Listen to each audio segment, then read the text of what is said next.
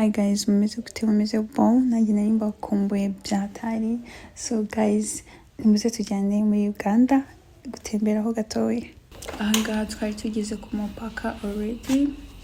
Turagenda nari ndi kumwe n'abashuti banjye batatu. Ahangaha of course nari ndi guslaying, nkunda gufata amavideo cyane abantu barambwira ngo gukunda gupostinga ariko nta nubwo posting kuko mfata video nyinshi cyane. So angahe twinjira tugiye niba hita Bunyonyi maybe ni mu Bunyonyi, right? Angaha twendaga kugira aho tugenda vuga reka nsohoke niryagagureho gakeya. Nari nkiri kubereka ikintu kimwe kuri njye nikundira, ntabwo nkunda ibintu byo mu mujyi cyane.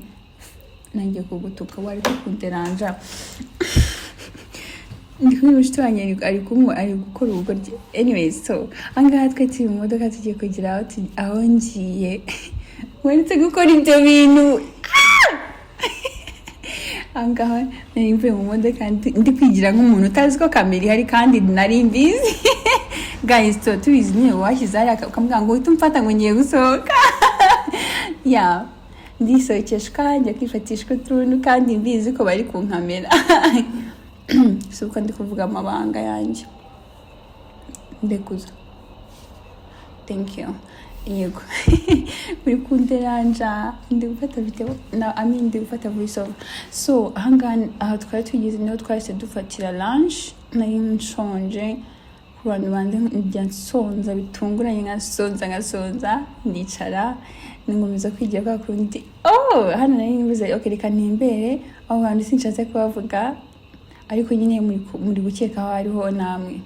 So ndavuze reka nze kuri iki kiraro ndi kureba ngire ku mazi numva uko bimeze. Mbonye igishushanyo cy'umugabo numvaga nagitinyesha nuko nabisimbukije. Numvaga mfite ubwoba nyine ariko nagikoze mbona nago kinkozeho ndavuga okay mba nyivuyeho. Okay, ndabisoje ndaje n'ahandi hano nandi gutembera ahantu hose. But you guys ni heza, hari icyaro, nkunda icyaro nyine haratuje, ntabwo ari mu mujyi, ntabwo bafite akavuyo.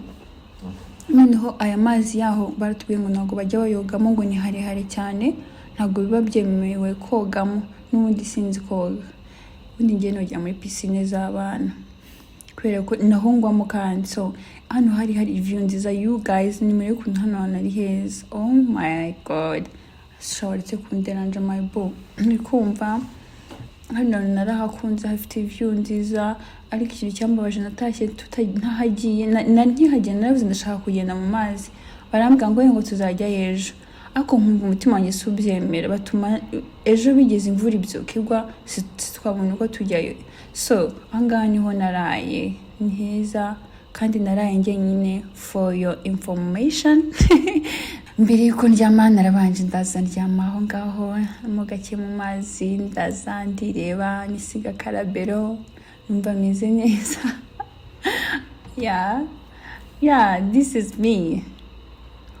None ndavuga reka nsohoke kundi ndasohoka. Ikintu cyanshimishije n'ukuri nyine nikundira ibintu nyine bimeze gutya, hatari abantu, hari nyine hameze gutya. Reba guys, ni muri ukuntu ari heza, narakunda cyane nuko nifashe utuvideo dutoya. So hano uyu ningewe nindi kuri immigration, ibaze ko ninde wari wabona uri ahantu nkangaha yambaye silipa zo muri douche. That's me. I don't care. Uyu ningewe niyambaye silipa zanye n'igipira nazi ubwoko n'akantu kasanzwe, ndaza sinzi nabagiye gusinyamo bateramo. Ariko Uganda narakunze, by the way. Kano ka video kabaye gato. This is me. Nari ngeze Kigali ako mbere yuko mageni naje nsinzira. You guys, thank you for watching. Mukomeze mundebe munkunde, nanjye ndabakunda. Bye. Tuzabona bafite n'izindi video nyinshi. Bye guys.